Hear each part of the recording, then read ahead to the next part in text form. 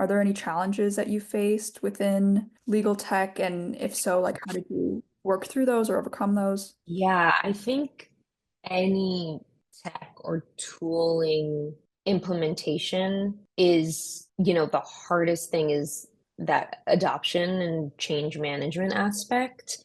I've worked on some tools where the adoption just wasn't there. It's like you can build the best thing ever, but if you don't have that executive support or, sort of encouragement to actually use it. It's like you can have the best thing ever. You can pay millions of dollars for a tool arbitrarily, but nobody's going to use it if they don't want to use it. So it's always the human component really that's the hardest part. It's getting the users to actually use the tool. And I definitely learned that the hard way. I've worked on things even outside of legal. Like I said, I've done things across the company that are totally unrelated. I worked on the implementation of one kind of like CRM tool for another team, and it ended up being really hard because it was a great tool, but people had their ways of doing their things, and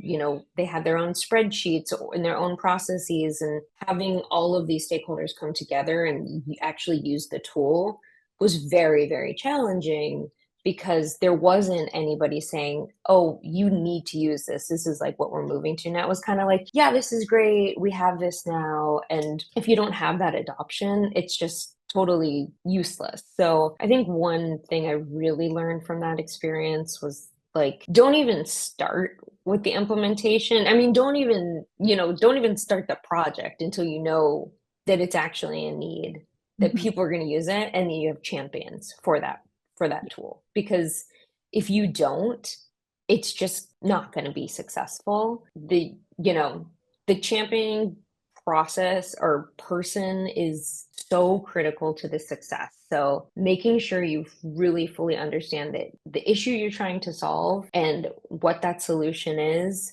before starting any engineering on it is so important. And I definitely learned that the hard way.